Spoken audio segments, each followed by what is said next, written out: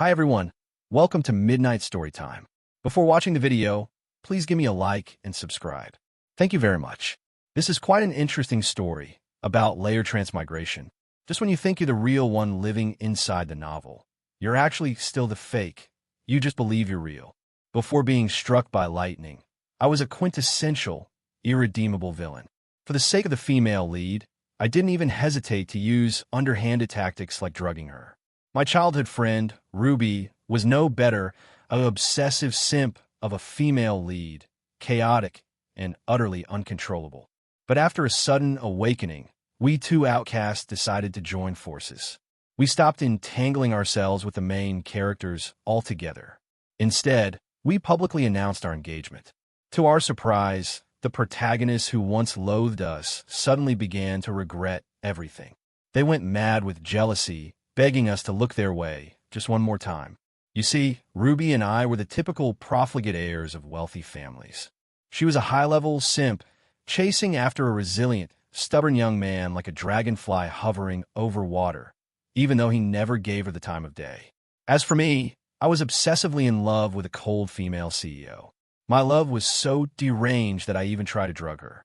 One stormy night, I tried to force a kiss upon her. She stood there, motionless, her beautiful lips right before my eyes. My heart raced uncontrollably, but the moment I moved in, she shoved me away. She calmly dusted off her pristine business suit and looked at me with an expression of pure disgust. It was as if she were looking at something filthy. I stood there, frozen, feeling as though I'd been struck by a bolt from the blue. Meanwhile, Ruby had just been rejected by her sturdy youth as well. Apparently, her constant financial charity had wounded his precious pride. "Ruby, don't you ever use your money to humiliate me again. I will never like you." He left her standing in the pouring rain, soaked to the bone and demanding to know why, while he walked away without a single backward glance. After hearing her recount her tragic experience, my mood actually improved a bit. I sighed. "You look exactly like a drowned rat right now." She gave a cold laugh. "You're not much better.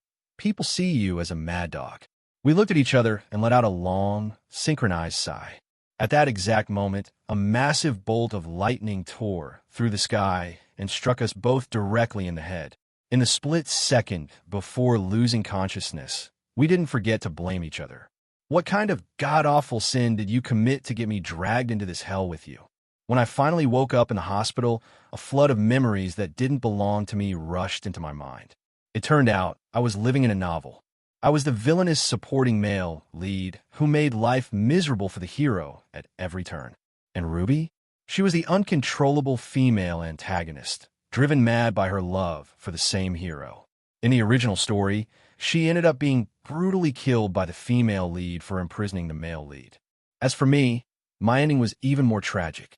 Despite being perfectly sane, I was locked in a mental asylum by the female lead and eventually burned to death in a fire. Thinking back on all of this, I couldn't help but shiver. It's too terrifying. I must stay away from the female lead at all costs, or my life will become a total misery. Just as I was about to get up, I saw Ruby sleeping peacefully in the bed next to mine. Her face was as exquisite as white porcelain, with long, thick eyelashes. She looked like a princess fast asleep. I couldn't help but sigh. She clearly has the face of an idol, yet she insisted on obsessing over the male lead and picking fights with the female lead. She really didn't know her own limits. The moment I stepped toward her bed, she suddenly bolted awake and grabbed my hand tightly. "Liam, weren't you burned to death in that fire?" I looked at her in shock. "How do you know that? Don't tell me you've also realized you're just a supporting character?" Ruby sat up, her eyes darting around the room in confusion. Could it be that I've been reincarnated? We exchanged a look, and both of us saw the word idiot reflected in each other's eyes. Just then, the door swung open. My mother and her father rushed in, overjoyed to see us awake.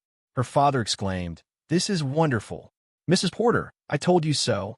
These two have been childhood friends since they were in diapers. They must have been in love for a long time. That's why even when they were struck by lightning, they stayed stuck together like that. My mother added, "It seems the fortune teller was right. These two are a match made in heaven." They woke up the moment the engagement was finalized. A truly perfect couple. I felt dizzy. My unreliable mother had actually gone and engaged me to Ruby while I was unconscious. It turns out that when we were brought into the ICU, both our conditions were critical. My mother and her father had sought out a fortune teller as a last resort. The divination showed that Ruby and I were bound by a predestined fate. If we didn't end up together in this life, it would turn into a malicious curse. To save our lives, they decided to treat a dead horse as if it were alive and organized an engagement ceremony while we were comatose. Miraculously, we actually woke up. After calming down, Ruby looked at me, lost in thought. What do we do now? I looked at the engagement card in my hand and let out a long sigh. What can we do? I'm just a villainous supporting character anyway. Nothing I do ever ends well. Ruby suddenly smirked. Hey, why don't the two of us just live together? That way, we won't have to go out and ruin anyone else's lives. Those words were like a wake-up call to me. That's right, since Bianca already views me as a walking disaster, I might as well go harass someone else. At least that way, I might actually keep my head on my shoulders. I grabbed Ruby's hand, nodding frantically in excitement. You're absolutely right. She suddenly gave a little shiver. I was just joking. I see you as my best friend. How could I possibly have feelings for you? Hearing that made me a bit competitive. I decided to go all in. I swept an arm around her waist, pulling her down onto the sofa so that her soft lips were inches from mine. I gave her a smirk. Whether there are feelings or not, we won't know until we try, right? My fingers brushed over her, finally coming to a stop near her waist. Her gaze suddenly deepened, and her voice grew husky. Liam, stop playing around. Seeing that she actually seemed to be having a reaction, I hopped off the sofa, feeling triumphant. Well, feel anything. Ruby flushed crimson and bolted out of the room. Meanwhile, I excitedly shared our engagement card on my timeline. Tomorrow at 6:40 p.m., I'm getting engaged to Ruby. My phone exploded with notifications instantly. OMG, congrats. What the heck? Is this an April Fool's joke? Are you two childhood sweethearts or just an enemies to lovers comedy act? I replied to everyone with a simple smirk emoji. Just then my phone chimed. It was a message from my top pin contact, Bianca. Liam, what kind of game are you playing now? I thought about it for a second. She's the female lead of this novel. After all, better not to offend her. I replied with a smiley face. I'm getting engaged tomorrow. You and your family are welcome to come celebrate. But Bianca didn't seem to believe me. She was stubbornly convinced I was still pulling some prank. Liam, is it really that fun to lie to people? Suddenly, I heard a light cough above me. Ruby had stepped out of the bathroom. Cold droplets of water fell from her long hair, only heightening the icy beauty of her face. I froze. In 20 years, this was the first time I realized just how lethal Ruby's face could be. She gave my forehead a playful flick. What are you thinking about? My face heated up, and I quickly diverted my attention. Nothing, just replying to messages. When she saw my phone was open to Bianca's page, her expression darkened instantly. She snatched the phone away, her tone ominous. Didn't you say you were marrying me? Why are you still replying to her? She stood up on the bed, holding the phone high out of reach. To get it back, I had to keep lunging toward her. Give it back, but she just gave a wicked grin, switching the phone to her other hand. Nope, not unless you give me a kiss. Even with my thick skin, I was startled by her brazenness. I gave a dry laugh. We're best friends. Why would best friends be kissing? That's taking it too far. Right at that moment, my phone started vibrating again. It turns out that because I hadn't replied for a while, Bianca had taken the initiative to call me. This was the first time she had ever called me first. I was a bit curious to hear what she had to say. But Ruby instantly swiped the answer button. To get my phone back quickly, I had no choice but to shamelessly lean in to kiss her cheek. However, she suddenly turned her head, and I couldn't adjust my trajectory in time. I kissed her straight on the lips. The kiss was intense and sudden, or more accurately, it was a direct collision of mouths. Her lower lip split instantly, and bright red blood began to flow. Panicked, I tried to find some tissues for her, but she simply reached up and wiped the blood away with her hand. She then licked the back of her hand, looking more bewitching than ever. Liam, are you a dog? Why do you like biting people so much? My heart was pounding like a drum. I'm sorry. During all those years of relentlessly chasing Bianca, I hadn't even had a single official relationship, let alone a kiss. Ruby wasn't much better off. Ever since she fell for Caleb in high school, Her eyes had been for him and him alone. Despite being two level 10 simps, when it came to the practical application of romance, we were both total amateurs who didn't even know how to kiss properly. Ruby and I spent a long time researching it, from sunset until late into the night. It took until both of our mouths were numb before we finally caught a bit of rhythm. As the emotions surged, my arms instinctively wound around her waist, and her hands naturally draped around my neck. Just as things were about to spiral out of control, I hurriedly pushed her away. The city lights from outside filtered through the window. I couldn't see her face clearly, but I could hear her heavy breathing right next to my ear. "Liam, let's not just get engaged tomorrow. Can we just get married instead?" Startled by Ruby's sudden intensity, I quickly took 3 steps back. I think, isn't our pace a little too fast?" She let out a cold snort. "If the person standing in front of you wasn't me, but Bianca, would you still be saying that? If it were the old me, definitely not. I would have wished to marry her this very second. But now that I've awakened and realized I'm just a villainous supporting character, I don't want to love Bianca anymore." Ruby's voice grew exceptionally seductive in the darkness. "Liam, can you forget her?" Just as I was about to give in to the temptation, I suddenly remembered Caleb. "And what about you? Can you really forget Caleb?" I had known Ruby for so long and witnessed firsthand how obsessively she chased him during her school days. I used to envy Caleb for being loved by so many, until I realized he was the male lead, born to be favored by the author. Ruby went silent. I let out a long sigh and turned to leave, but she grabbed my wrist, pulling me down onto the glass coffee table. The items on the table were swept to the floor with a loud crash. Before I could react, she was whispering in my ear, her breath ragged. "Liam, do you want to try again?" Her cheek moved closer to mine, her breath constantly brushing against my neck. The moonlight tonight was unusually bright. Even without the lights on, I could clearly see the beauty mark beneath the corner of her eye. It sparkled as if it were the very definition of seductive. I've never been particularly steadfast, and my head was already spinning. The corners of her mouth curved slightly, making that exquisite face even more bewitching. "Liam, are you even a man?" Her voice was soft, carrying a trace of that Yandere frailty. I froze for a moment. Then, as if possessed by a ghost or a demon, I nodded. Her kiss fell upon me, gentle at first, then gradually becoming dominant. I lost myself in her, clumsily returning the kiss as I realized what was happening.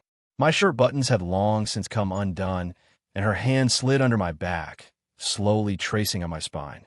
Right at that moment, the doorbell rang. She was still immersed in the emotion, kissing me fervently. But I snapped back to reality instantly and hurriedly pushed her away. "Go check the door." Ruby pulled my head back toward her, looking a bit aggrieved. She showered my cheek with one kiss after another. "Liam, your heart is so cruel. Can't we just ignore the people who don't matter?" Her eyes looked straight into mine, filled with longing. "Can you look only at me?" "Oh." I wavered, but the doorbell rang again, sounding incredibly piercing. I scrambled to pick up my clothes from the floor, feeling a pang of guilt, and tried to duck into the bathroom. "You go open the door. I'll hide." But she grabbed my hand, her face etched with reluctance. "You are my legitimate fiancé. Why do you have to hide?" I had no choice but to let her help me dress and button my shirt. Once I was properly put together, she finally smiled. "My dear fiancé, would you like to come to the door with me?" When I finally saw who was standing there, I was stunned. It was Caleb, soaked to the bone from the rain. He stood at the threshold, clutching a lunchbox. He looked absolutely pitiful. "Why are you here?" Ruby asked coldly. Caleb looked up, trying to hide the obsession in his eyes. "Ruby, I heard you were hospitalized because of me. I was worried, so I came to check on you." "Worried? How strange." Usually, Ruby did so much for him, yet all he ever cared about was his own pride. He used to turn his back on her and complain that she was always causing trouble, even rejecting her repeatedly, just so people wouldn't say he was clinging to a rich heiress. Why was he suddenly showing up to offer warmth? Could it be that after the lightning strike, the whole world had truly changed? But Ruby remained cold toward him. "I'm fine," she said. "I'm not going to die." Caleb opened his mouth to speak, but finally caught sight of me lingering in the dim light behind Ruby. A flicker of shock crossed his face, yet he managed to force a smile. "Liam, what are you doing here?" "I ran into Bianca earlier. She was just asking if I'd seen you. Ruby let out a dry chuckle and grabbed my hand, pulling me into the open.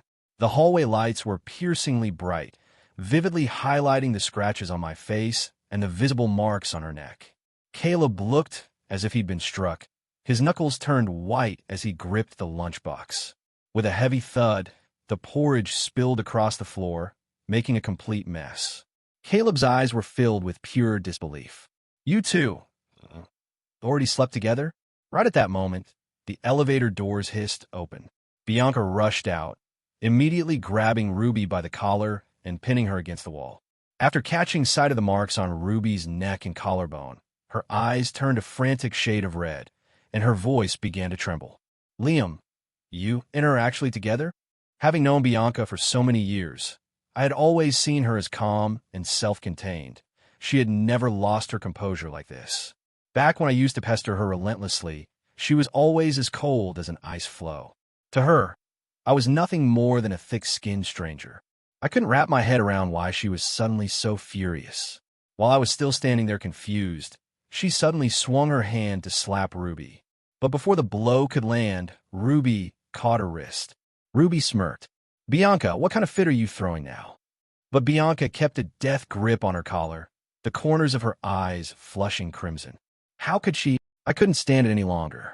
I stepped forward and shouted, "Enough!" Ruby looked at me with a pained expression. "Liam, it hurts." Seeing my childhood friend and current fiancé being bullied like this was more than I could take. I stepped up and forcefully shoved Bianca away. She clearly hadn't expected me to treat her that way. She stumbled back, eventually hitting the wall hard. Her gaze was filled with genuine grief as she looked at me and spoke slowly. "Liam, actually dared to push me for her? Didn't you say you would only ever love me?" I honestly thought Bianca had lost her mind. During the days I chased her, I certainly said plenty of thick-skinned, sweet things, but she never gave me the time of day. My friends all used to warn me, there are plenty of fish in the sea. Why obsess over a single pond? But I was like an addict. Even when I crashed into a wall, I didn't fear the pain. I just kept hitting it over and over until I was bruised and battered. Even when her family ran into trouble and nearly went bankrupt. To help her secure investment, I shamelessly drank with clients until I suffered gastric bleeding. All I got in return was a single line from her, "I don't need you to play the hero." When her enemies came for revenge, I took a knife for her. But she just mocked me, saying, "Nice acting. Too bad fakes will always be fakes." She thought I was doing everything just to get her attention.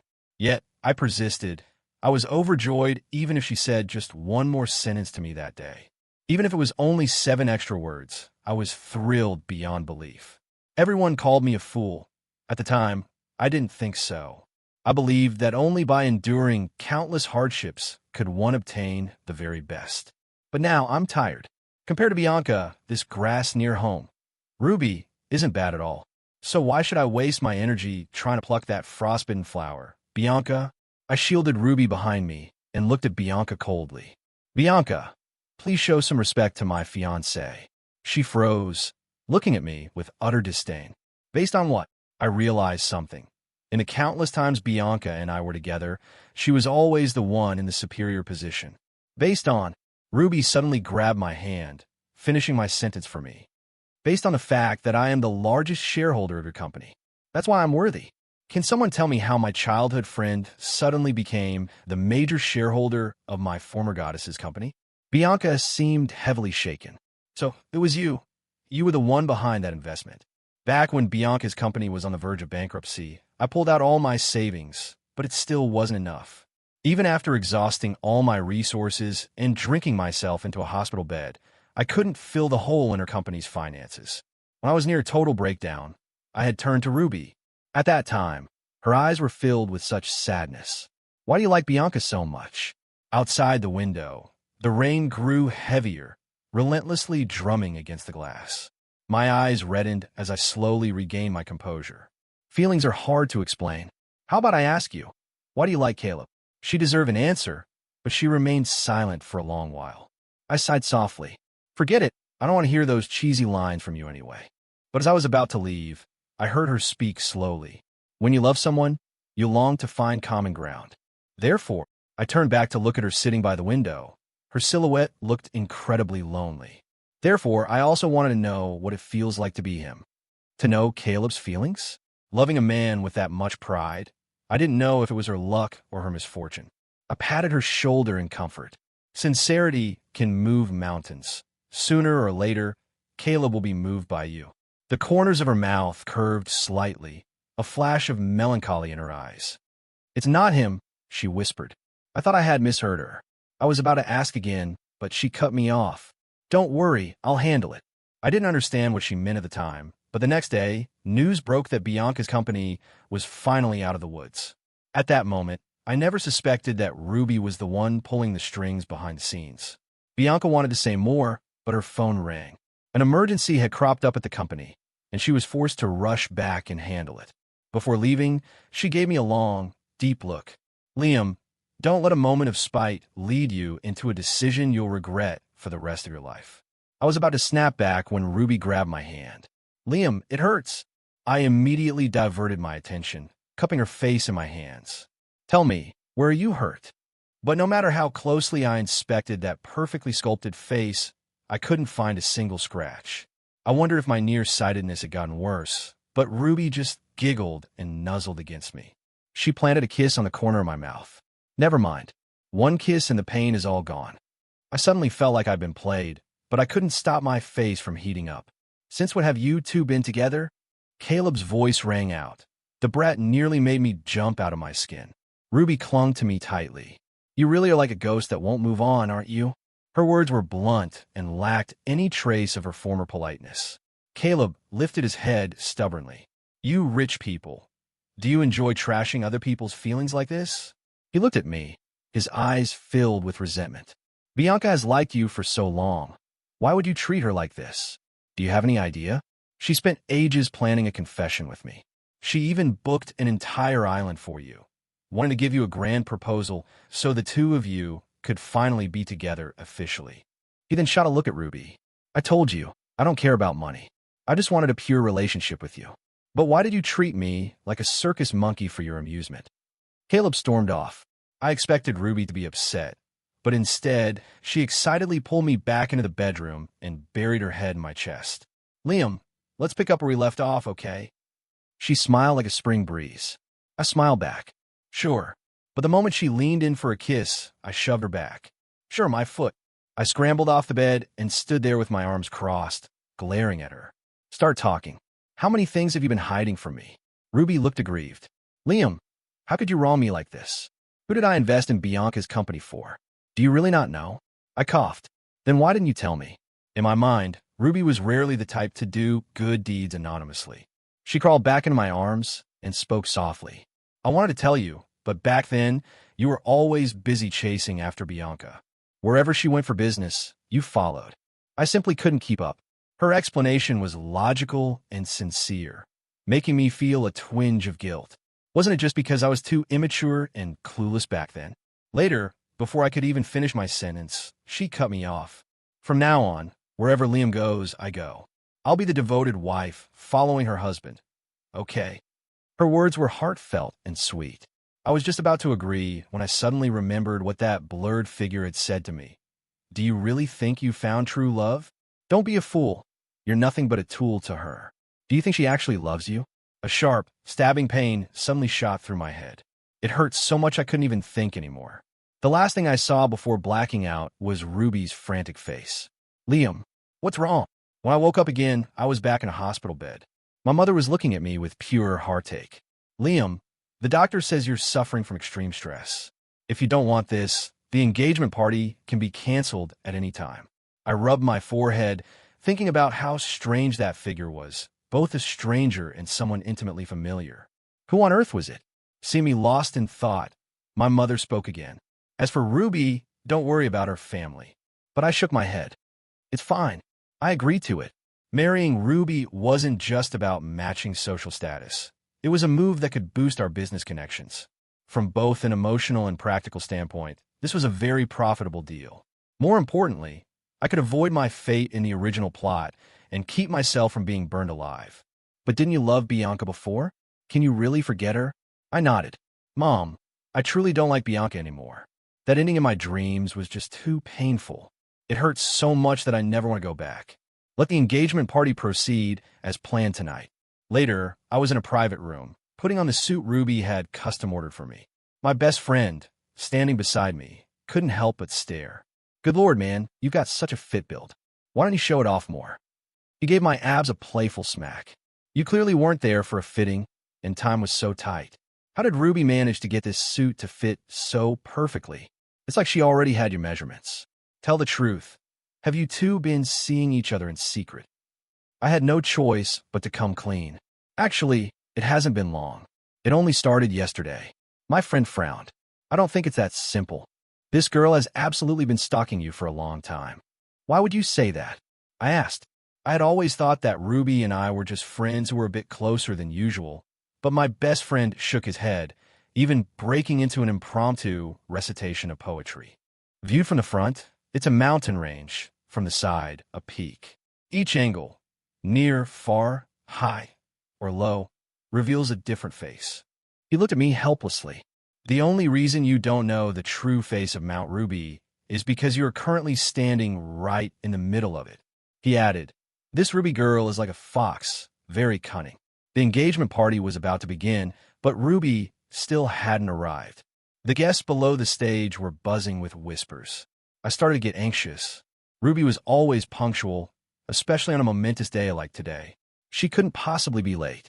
I clenched my fists, telling myself over and over, she will definitely show up. Just then my phone vibrated incessantly. I pulled out hurriedly. It was indeed Ruby's number. After hitting answer, I blurted out, Ruby, why aren't you here yet? We're about to start. But the voice on the other end belonged to Bianca. Liam, it's me. My heart skipped a beat. Why is it you? Where's Ruby? Bianca let out a soft, cheerful chuckle. She's not coming. Liam, cancel the engagement. I tightened my grip. What have you done to Ruby? Don't worry. She's perfectly fine for now. As long as you listen to me. She'll be safe. I couldn't help but swear.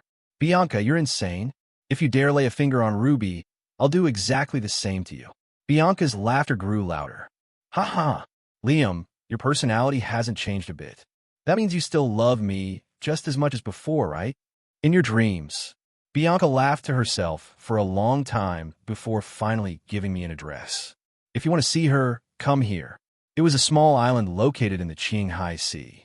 The island wasn't large, but it was decorated romantically, filled with pink balloons everywhere. They were covered with my name alongside Bianca's. In the center of the island stood a small villa, decorated with immense warmth and coziness. It looked like it had been prepared with great care over a long period. Seeing me arrive, Bianca finally gave a genuine smile. Liam, I knew you couldn't stay away from me. I truly couldn't understand it. How had the cold, distant Bianca of the past turned into such a lunatic? Bianca, let her go. If you have a problem, take it out on me. But Bianca ignored me, enthusiastically arranging some models in front of her. There on the table sat a pair of doll models, miniature versions of her and me, complete with a tiny bouquet. She didn't move until she had finished meticulously arranging them. Then she began walking slowly toward me. Each step was heavy with a strange, solemn gravity. Liam, I like you too. Can we be together? In that moment, a cacophony of failed confessions from my past echoed in my ears. Bianca, I like you. Can we be together? Back then, her answer was always an I see. Mr. Porter, stop joking around. But now, those very words were coming out of my mouth. Bianca, stop joking around. She gave a faint smile and set the bouquet aside. It's fine. I can change my approach. What kind of occasion do you prefer? Her lines were a perfect mirror of mine from the past. The nightmares of the past and the reality of the present began to blur and swap places in my mind. I couldn't stop myself from screaming. Bianca, how many times do I have to say it? I can never love you in this lifetime. Can you just stop pestering me? Let Ruby go. Bianca's smile turned bitter. Liam, why? Didn't you say you'd love only me for the rest of your life? I laughed until it hurt. Right, I said it, and I did love you for a lifetime. But in the end, it was you, your own hands, that set the fire and burned me to death. Bianca's face went deathly pale in an instant. How do you know? It hit me like a physical blow. It wasn't just me who had subconscious memories of the past. The person standing in front of me had lived through it too. You killed me in the last life. Do you really want to kill me again in this one? Panic seized her as she grabbed my hand. Liam, no, I wouldn't. The last life was fake. None of that has happened yet. We still have time. Please, just give me one more chance. I shoved her hand away with all my strength. Enough, Bianca. Stop lying to yourself. The one you love is clearly Caleb. Why are you still playing with me? All of Bianca's former coldness had evaporated. She kept trying to explain, her words tumbling out. No, I never liked him. The one I love is you. It's always been you. She said so much. She claimed she had liked me for a long time, but because my family was so much wealthier than hers, a girl from a simple middle-class background, she didn't want to be labeled a gold digger. She wanted to rely on her own efforts to reach a higher status before finally being with me. Even when I confessed to her over and over, she forced herself to stay calm and pushed me away repeatedly. On that night, before the lightning strike, she almost gave in and let me kiss her, but she snapped back to reality at the last second and ruthlessly pushed me away. She wanted to see if I truly loved her, if I loved her enough to be bruised and battered, pushed away 1,000 times, and still steadfastly choose her. All she wanted was proof of my absolute loyalty. She believed that as long as I could prove my love, she would eventually be mine. She kept closing the distance, grabbing my shoulders tightly. Liam, why? Why did you betray me? And then she snapped. Bianca drugged me and locked me to the bed. Her fingers traced my face over and over again. I couldn't stop shivering, trying my best to recoil from her touch, but she simply pulled me back. She gripped my chin, forcing me to look up into her eyes. That once elegant gaze had become twisted and distorted. Liam, why? Do you find even my touch disgusting now? I scoffed. Yes, disgusting. You make me feel sick. I took a deep breath, trying to stay calm. Bianca, if you have even a shred of humanity left, keep your word. I followed your demands and came here. Can you let Ruby go now? Bianca laughed. I never said she was in my hands. Realizing that Ruby's disappearance might involve an entirely different group of people, I froze. Why did you lie to me? Bianca pulled out Ruby's phone. The lock screen was a photo of her and me from my university graduation. In the picture, I was smiling radiantly, but my eyes were fixed only on the camera. Meanwhile, Ruby was standing beside me with a gentle smile, holding a large bouquet of 4-leaf clovers. But she was looking at me sideways. Her eyes held nothing but me. It was only then I realized she had been secretly in love with me for so long. Trembling, I reached out, wanted to snatch the phone from her. But Bianca hurled the phone right out the window. You're insane. What on earth do you want? My emotions were on the verge of collapse as I watched the phone shatter into pieces. Yet Bianca just gave a tender smile. Liam, I just want you to love me again like you used to, okay? In your dreams. I'd rather die than love you. I looked at her, my eyes filled with loathing. Bianca, the thing I regret most in this life is ever having liked you. There isn't a single part of you that compares to Ruby. You're insecure and weak, hiding behind the excuse of your half-baked arrogance. You're nothing but a coward. Bianca said slowly, stop. Don't say another word. But I wouldn't stop. Am I wrong? In our last life, once you had your white moonlight, you started yearning for the cinnabar mole you had cast aside. Bianca was still in denial. I truly loved you. I laughed coldly. The love you speak of involves rejecting me and then killing me? How pathetic. No, that's not it, Liam. That was just a test. A way to prove your love for me. Watching her mental state slowly crumble, I spat out every word with venom.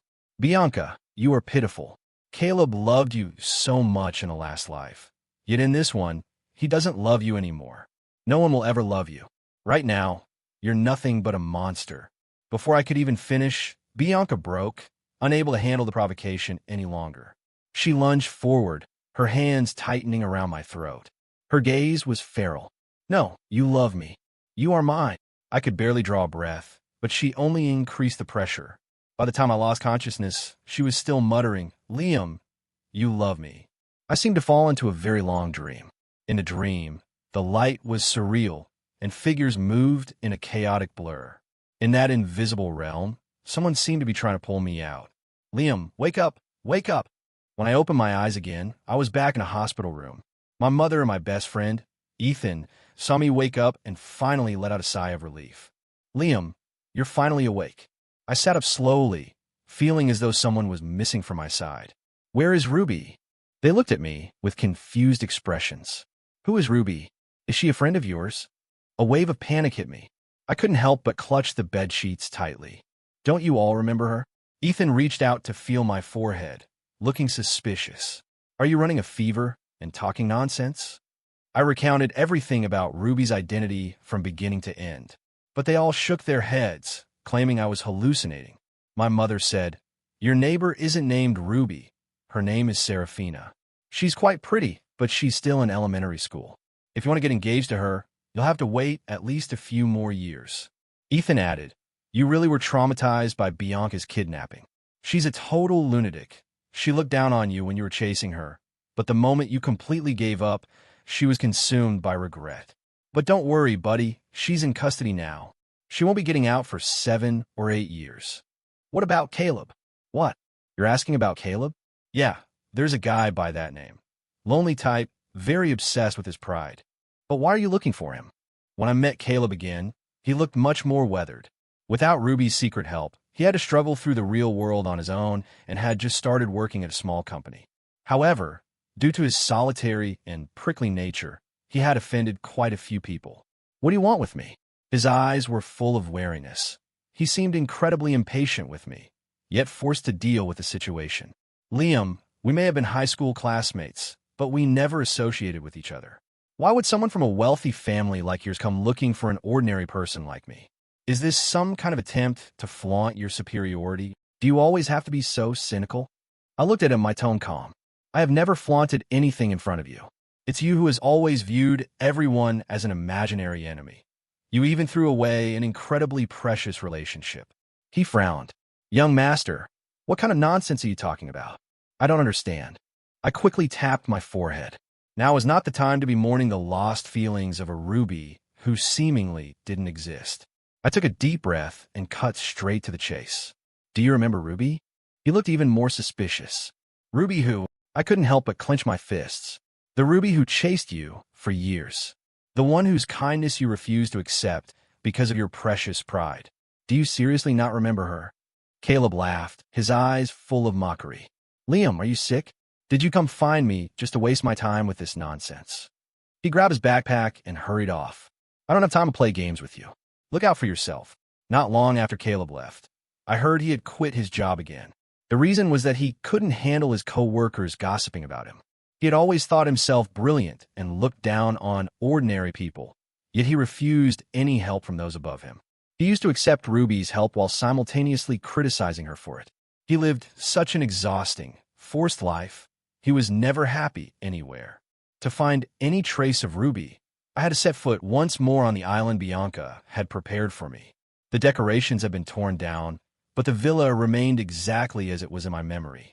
Would the phone Bianca threw away still be there? Driven by hope, I searched the grass over and over, but found nothing. Just as I was about to give up, I found a single 4-leaf clover. Standing there among the common clovers and remembering my graduation photo with Ruby, I finally regained my spirit. If she had truly existed, she must have left a trace in this world.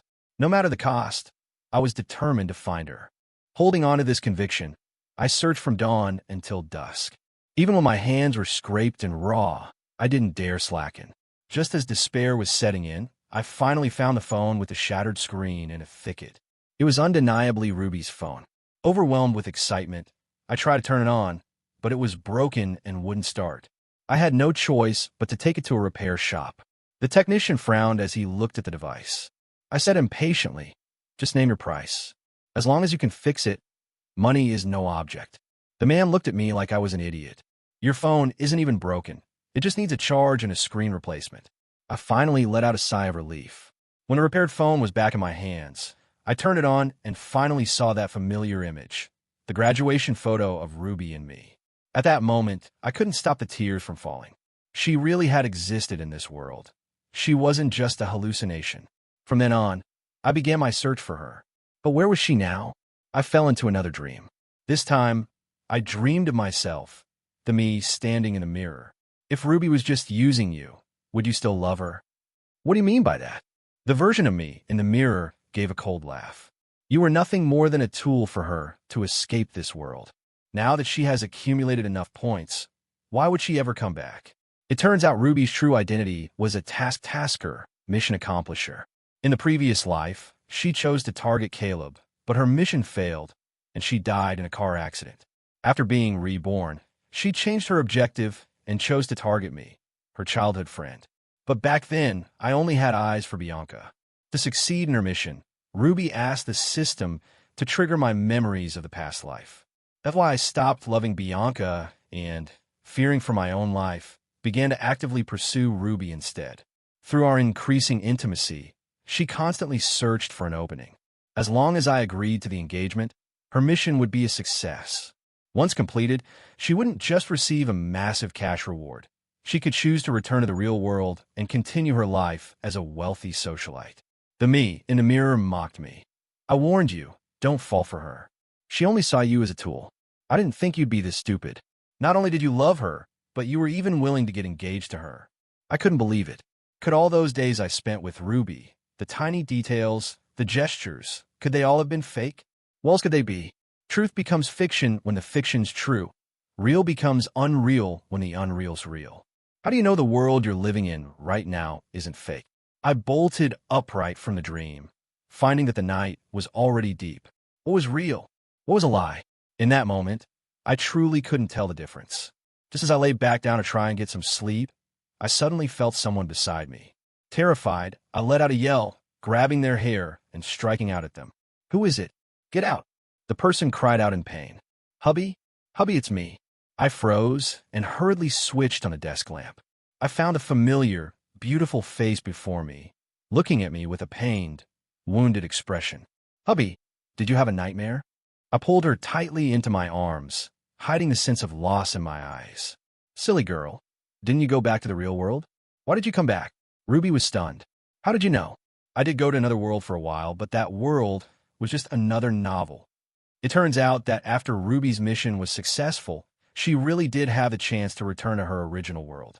But she couldn't stop worrying about her loved ones here, so she decided to go back for one last look before choosing to stay in my world to be with me. During the time she vanished, the world had temporarily erased her existence to make the plot make sense. However, she hadn't expected her original world to have been given a bad ending because the author abandoned it. To her surprise, everything there had turned out to be fake. Ruby sighed, snuggling deeper into my chest. At least my husband is real, she whispered, her eyes filled with tenderness. Hubby, it's still early. Shall we go again? Knowing her all too well, I could only hold her tighter. Okay, babe. Her voice drifted softly through the room. Real or fake, it doesn't matter. As long as I'm with you, I'm content. The beautiful moonlight spilled across the ground. May I be like the stars, and you like the moon, night after night, our lights flowing together in purity.